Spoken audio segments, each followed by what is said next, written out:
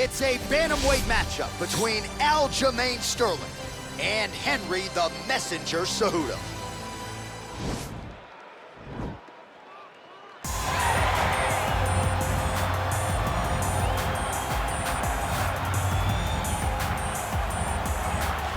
The Olympic gold medalist, UFC flyweight champion, and again, you talk about work ethic.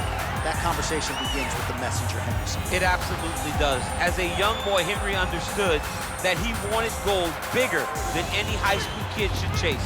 So he moved to the Olympic Training Center, and he trained with me as I was getting ready for the Olympic team prior as a little kid, because he knew winning an NCAA title wasn't enough for him. Ultimately, he became Olympic champion, the youngest in U.S. history, and now he's the UFC champion. What a career by Henry Cejudo.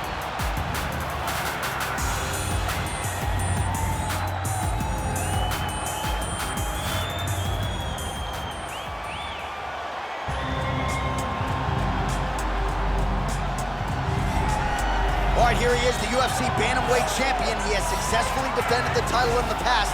A decidedly different challenge, though, here tonight. Prevailing wisdom is that this will be his toughest title defense to date. The odds suggest that this is a close matchup on paper, but he believes he's one of the GOATs, one of the greatest of all time. If you want to be that, you certainly got to make good on this title defense tonight.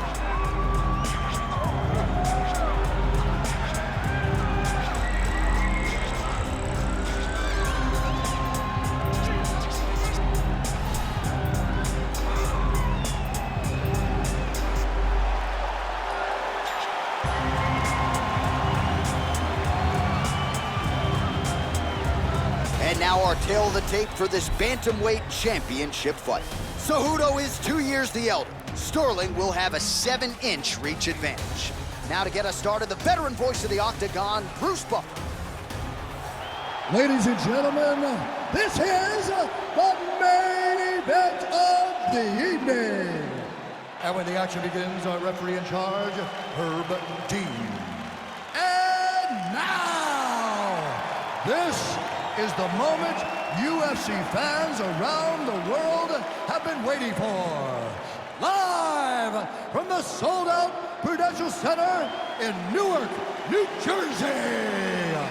It's time! 5 rounds for the undisputed UFC Bantamweight Championship of the world. Introducing first, fighting out of the blue corner. This man is a Greco-Roman wrestler, holding a professional record of 16 wins, 2 losses. He stands 5 feet 4 inches tall, weighing in at 135 pounds. Fighting out of Phoenix, Arizona, presenting the challenger, Henry the Messenger Cejudo.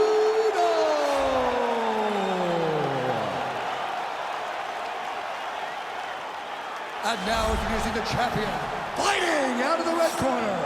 This man is a mixed martial artist, holding a professional record of 22 wins, 3 losses. He stands 5 feet 7 inches tall, weighing in at 135 pounds. Fighting out of Uniondale, New York, presenting the reigning, defending, undisputed UFC Bantamweight champion of the world, Aljamain Punkmaster Sterling.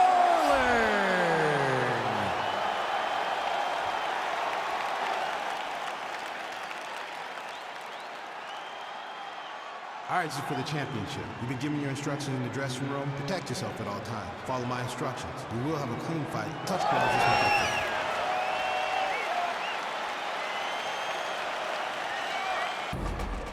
Ready to fight? Ready.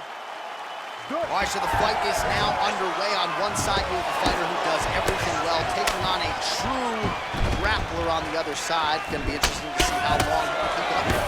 I mean, Damian Maia may be the most specialist type of grappler in the UFC. This guy resembles him in a number of ways. Let's see how he manages this fight against a guy that can do just about everything inside the octagon. All right, so a nice shot there defensively to raise the guard and prevent any damage. Those hands never leave where they're supposed to be. And if you do that, most times you will block the shot that's incoming. Oh, really using his reach advantage there with that punch, DC. Effective punch there by Sterling. Well, perhaps a sign of things to come as he lands a kick there. Nice kick landed by this gentleman.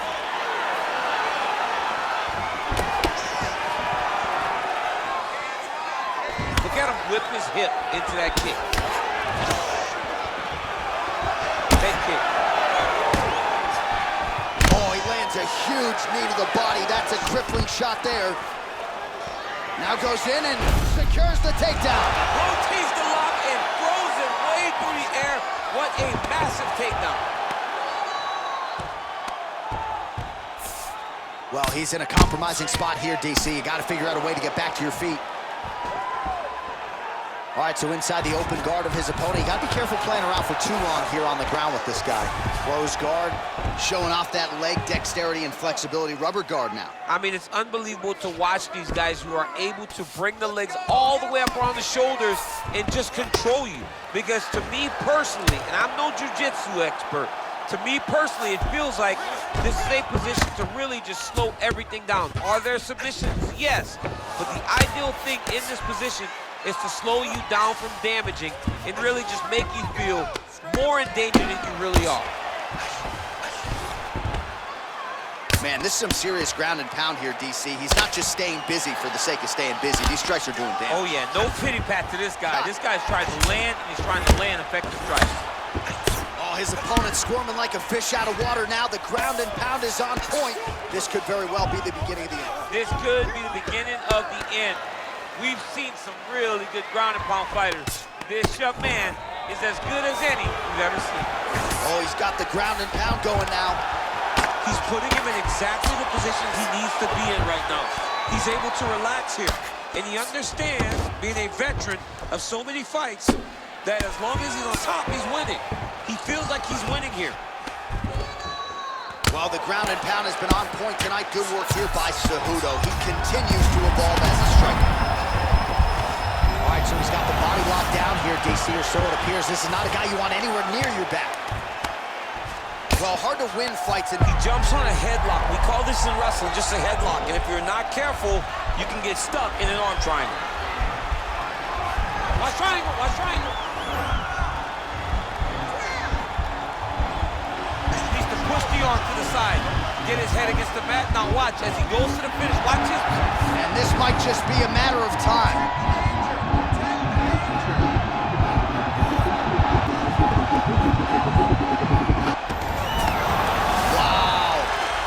Side control now, and certainly I would think more offensive options for the bottom fighter than in the half guard.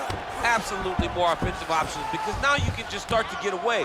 You can just go to a wrestle stand-up. Get to your knees, pose in your hands, don't allow him to get his hooks in, right? Really be aware of the hooks. But get to your hand, stand up, fight the hands, break away and escape. But it's so much more free-flowing than a half guard in the side control, because all you need to do is just get the opponent's body up, because his legs are just free to move. His legs are not controlling anything. His legs are just free, so you have more freedom to use yours. Looks like he's got a couple hooks in here, DC, and defensively, you better be careful. Oh, and he's able to land a strike there from the bottom. Nicely done by Sterling. Pretty good work with the ground and pound here by Cejudo. 30 seconds now to go in the opening round. Solid strike on the ground. Well, he's more than content to work off of his back, DC, where he has been a magician in his UFC career.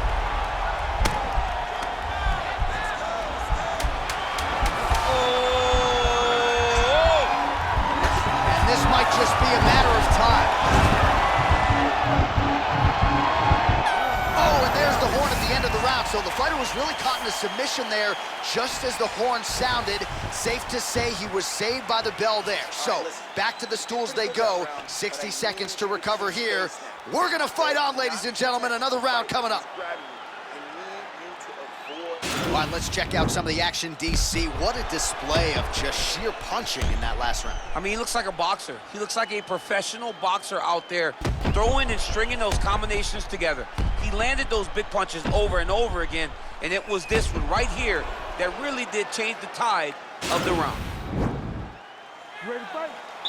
Ready? Do it.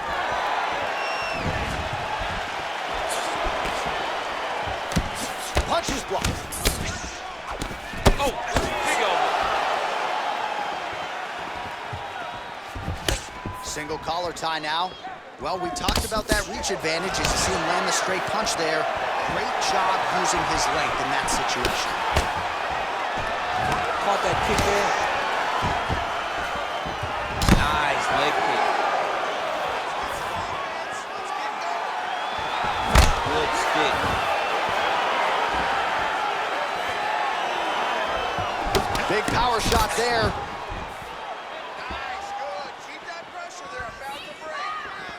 This guy cannot miss the head with his strikes. Oh, he might have got it with a choke. Oh, nice.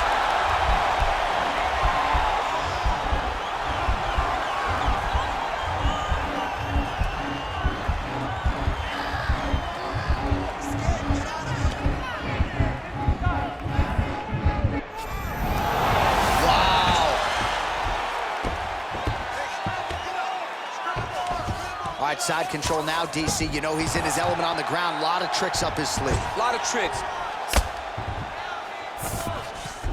All right, well, both fighters pretty comfortable on the ground, DC, but you got to be very careful hanging out here for too long if you're his opponent. Outstanding ground and pound here. Somewhat of a lost art in MMA, at least in terms of making sure that every strike counts. Not an issue for him. He's making every single... Sterling's got his arm under the chin, going for a guillotine now. Oh, he's got a guillotine.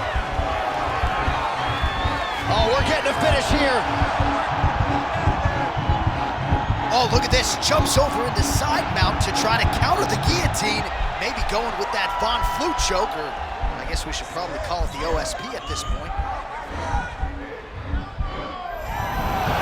Not tapping out tonight. All right, right into side control. Upper body strength figures to be put to good use here. Yes, absolutely. And you got to look for his opponent to turn back into him. He should chase guillotine, but the opponent turns to the opposite side. He can take his back, throw his hooks in, try to choke, or flatten him out and just go for the finish.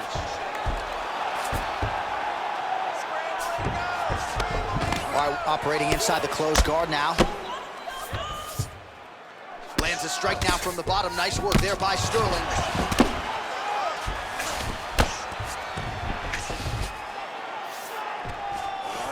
Oh, he postured up there, gained some valuable separation. And now the ground and pound starts. Well, there are few things more fun to watch in mixed martial arts than these type of transitions and scrambles on the ground. High-level grappling can really be entertaining. Oh, nasty elbows now, DC. Hard to see if a cut's been opened up, but got to think at some point there's going to be some blood. You got to be so close to fight and throw this many elbows back-to-back. Great job.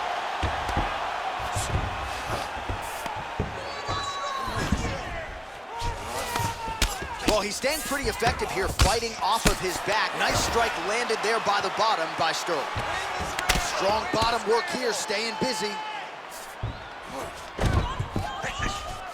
90 seconds remain in the round.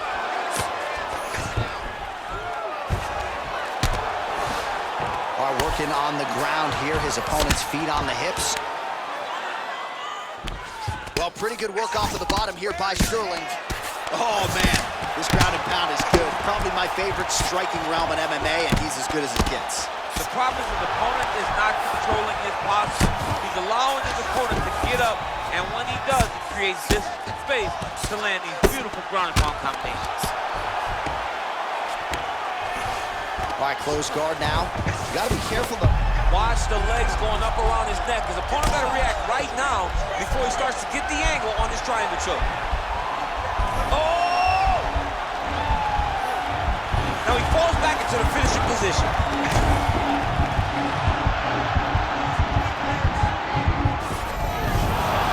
Somehow stays in the fight. Ooh, right right into side control, DC. This is where you want to be now because you get to make your opponent decide. They try to turn back into you, you can attack guillotine. If they turn away to try to get to your knees, you throw your hooks in and you got all your rear choke submissions.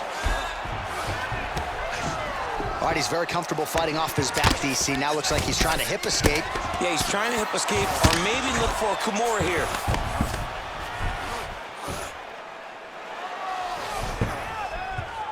And that's the end of round number 2. Take a deep breath and relax. You're not defending yourself. This guy can hurt you. Gotta be smart.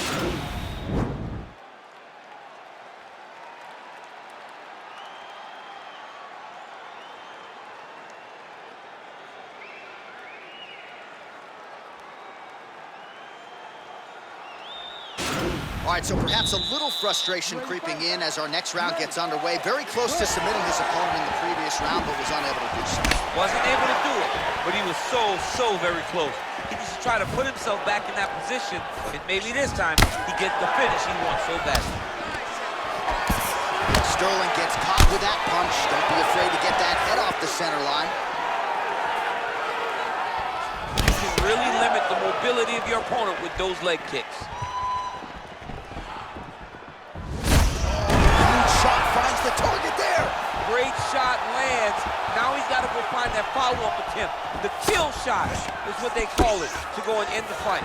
Now goes in and secures the takedown. Oh, tags him again with a flush left hand. All right, working inside the closed guard now. All right, rubber guard for him now, DC. We haven't seen you lean on this in the octagon. No, I can't get those legs up there. Come on, man, look at these tree trunks. They don't go up around nobody's shoulders. I like to keep my feet on the ground, and I like to grind. That's what I'm known for. But this guy has that dexterity. He has that ability to throw up the rubber guard. Now trying to hip escape. He's just trying to move out of this position off the bottom. The Kimura is not the arm. It's the shoulder pressure that usually makes you tap. And the turn on the elbow, he's going to chase the submission finish. Oh, there's the tap. He got the finish. What a beautiful Kimura finish by this great fighter. And I don't care how high your threshold is for pain. When you're in that compromised state, better to tap and fight another day. It's so crazy because people think the pressure's on your arm. It's all your shoulder. When somebody has a really good Kimura, it feels like they're going to break your shoulder. That's why you have to tap. All right, let's take a look back at the replay as he gets it done by submission tonight, champ. He does a great job of staying patient. He doesn't rush or panic. You are never safe when you're fighting this guy. You're in a lot of trouble. You're in a lot of trouble the entire time when you're this good in the submissions.